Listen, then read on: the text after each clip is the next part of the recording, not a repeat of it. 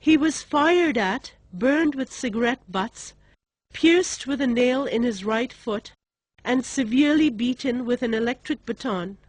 The wounds and bruise marks visible on his body is a testimony of the brutality he was subjected to by the Chinese authorities. In Russia, they don't allow protest except for free speech zones. The United States has adopted that. In communist China, they only allow authorized demonstrations. We now have the same system here. And if you notice, our media doesn't criticize Russia's tyranny or China's oppression anymore, because they would look like hypocrites if they did.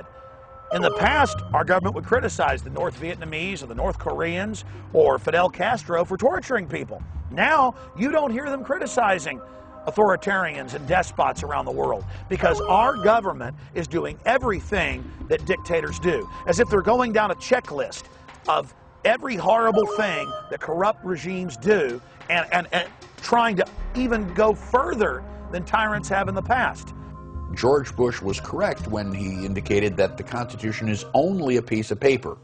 And if people do not know the ideas, if they don't read the Constitution, if those ideas are not protected and enforced, then the Constitution could theoretically be a perfect piece of paper with perfect ideas, and they would be irrelevant.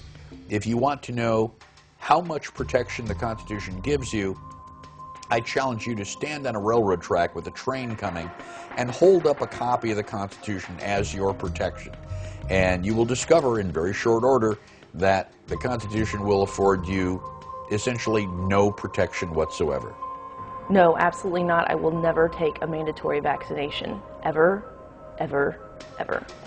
Well, I might not know exactly what I do until that time comes, but I can tell you this, I wouldn't be taking the vaccine, and there might be shooting that day. That's why there's 200 million guns in the United States. I mean, I've got, we are the ones, I truly believe we are the ones as individuals who can make the best determinations for what's best for our families. No third party, no interest that has any other interest but your interest is going to be able to make those decisions on your behalf. And if you cede those decisions onto somebody else, then you are risking extermination ultimately. And so if that's the case, then I'm going to do what I need to do to protect my family. Well, we don't know that.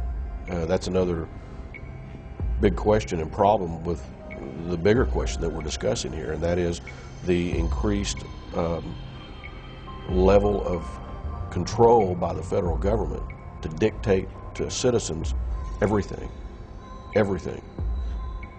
It's incrementally that we go down the path. But when that time comes, the big question is, what's the state going to do?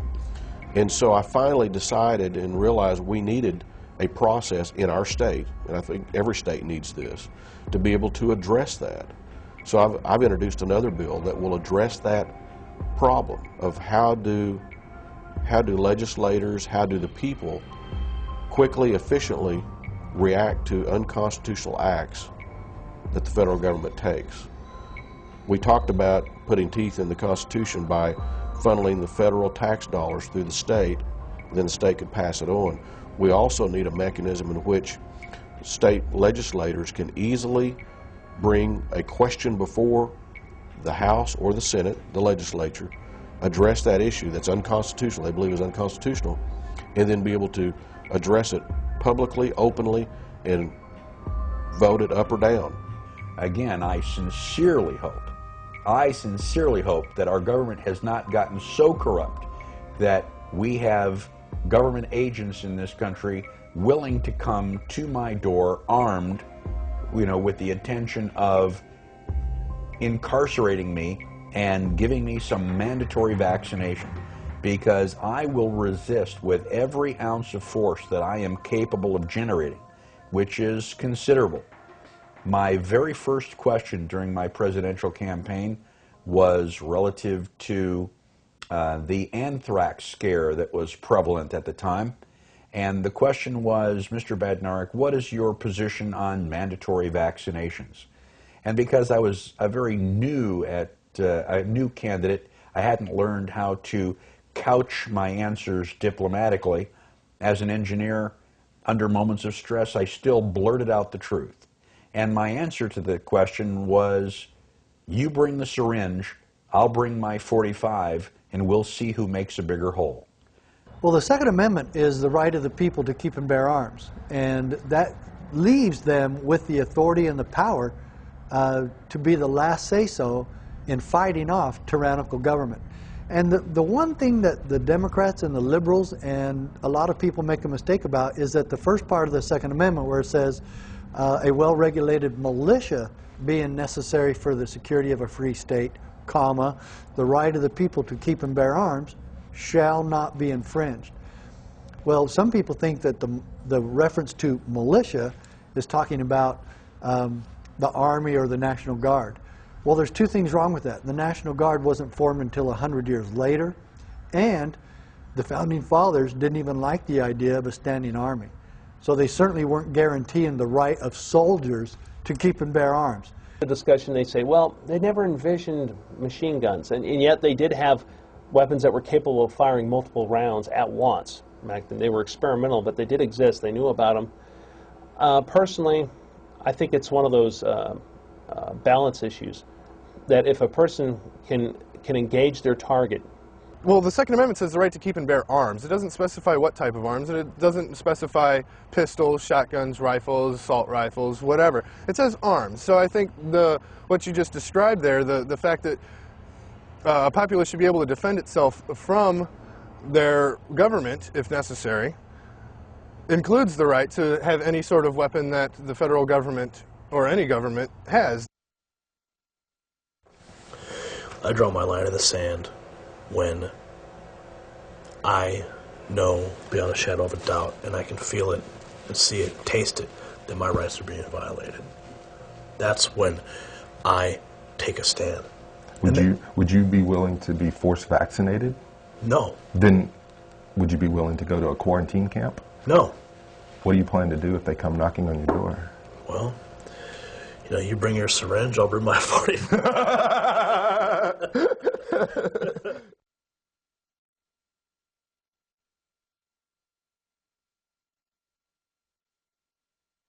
Also, I'd like to take this opportunity to thank all of you for electing me to another term as sheriff. I want you to know that I appreciate it, and that I will continue to do my best to make this city and, well, to make this county a place where we can be proud to raise our children. The most powerful public servant in the county, who is the sheriff. The sheriff can kick the feds out of their county. The sheriff is the most powerful individual. But instead, they've been taught that they have no power. And in many states, they're getting rid of the sheriff or turning the sheriff into a creature of the state or a creature of the city. Cities are chartered by the state under the rules of the state and the county. So again, it's backwards. That the sheriffs in this country really take their job seriously in protecting and serving the people of their county. And yes, the best protection you can give your people, Sheriff, is protection from tyrants. And my question is, Sheriff, will you stand against tyranny? If you won't, then you're not doing your job. You can move out in the middle of the desert and get together with a couple hundred of your friends and found a city. You could hire your own police. You can go set up speed traps out on the highway and pull over unsuspecting families that are out there, you know, driving by as tourists. But the minute you start violating the county laws and the state laws, you are involved in criminal activity. The cities are simply incorporations. And so they are trying to overthrow the sheriffs, they are trying to overthrow the legislatures through these agreements they're signing with the federal government and the United Nations. We've always been swindled in one way or another. We just refuse to accept that it's happening again. You know, we get trusting. And, you know, between COINTELPRO, Project Megiddo, you know, this is just another example of it with the Obama White House. A lot of people get confused. They think that communism is for the people. But if you study history